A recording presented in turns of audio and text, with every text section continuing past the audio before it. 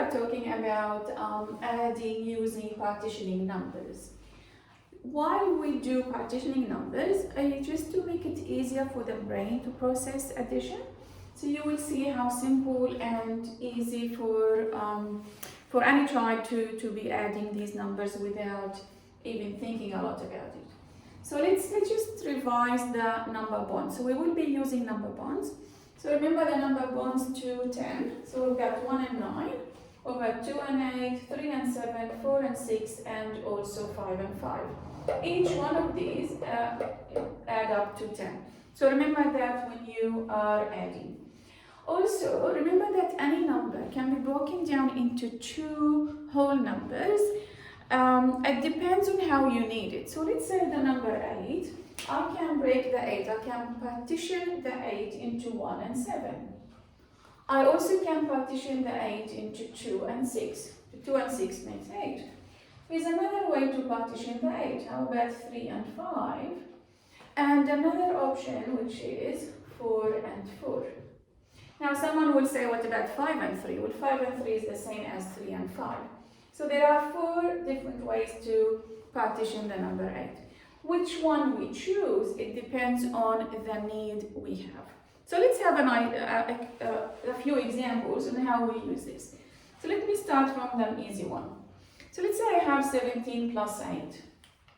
First thing you need to think about is the 7. What number goes with 7 to make 10? If you look at these, number bonds to 10, I know that 3 and 7 make 10. So the 7 needs a 3. So the 8 will be partitioned into 2 numbers where 3 must be one of them. Because 7 and 3 will make 10.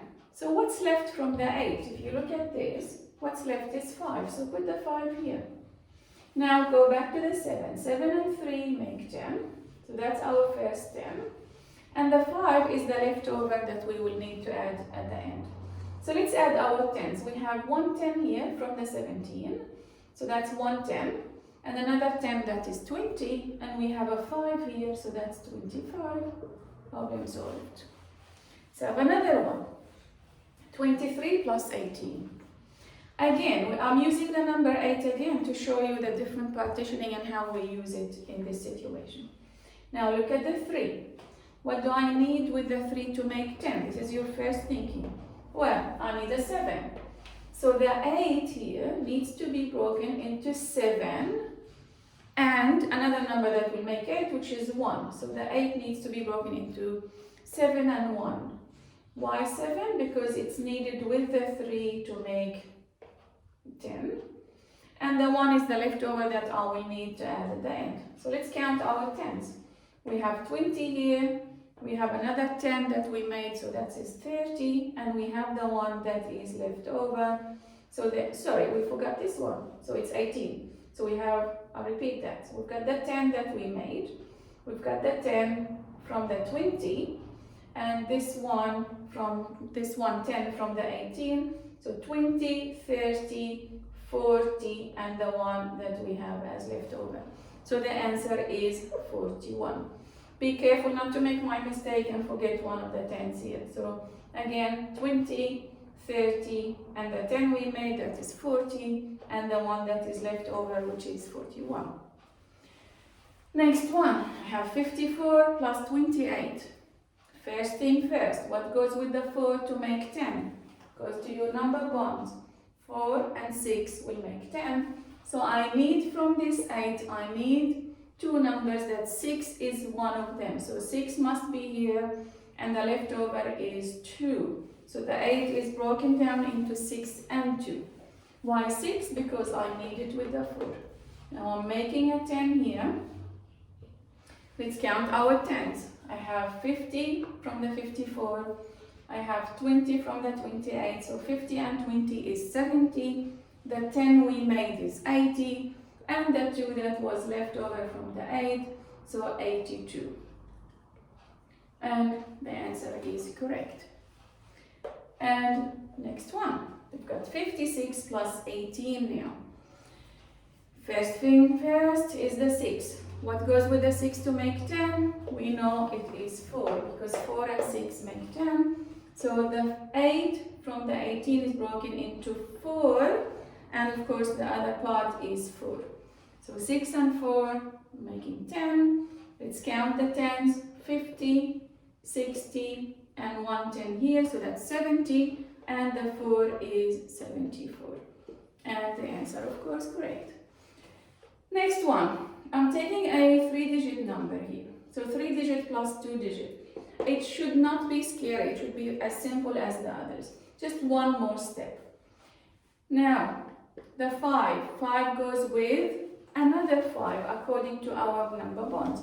So I need from this 8, I need 5. What's left from the 8 is 3. So the 8 is broken down into 5 and 3. The 5 with the 5 make 10. Now let's count our 10s. The hundreds we'll do it later. Let's count our 10s. We have 20 and 30, so that's 50. Another 10 that we made, that is 60.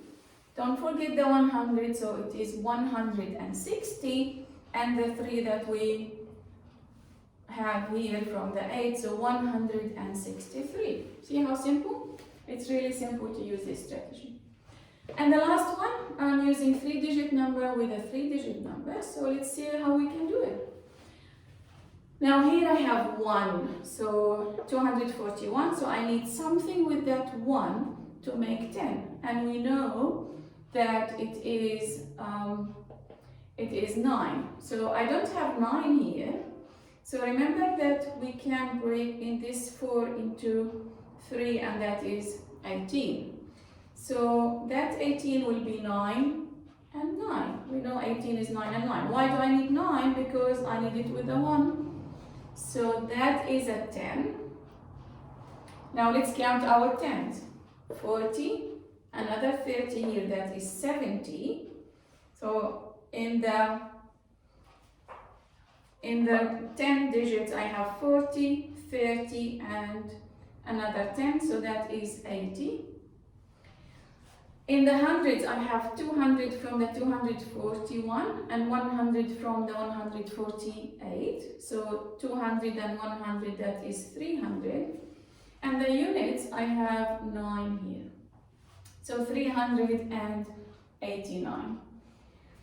So as you can see, I can add any 2-digit to 1-digit, 2-digit to 2 digits, 3 digits to 2 digits, 3 digits to 3 digits, without having to worry about, oh, the number is now bigger, it's more challenging. It is not. If you follow the same rules and the same strategy, you will find how simple and easy for your brain to digest it and understand it easily and smoothly.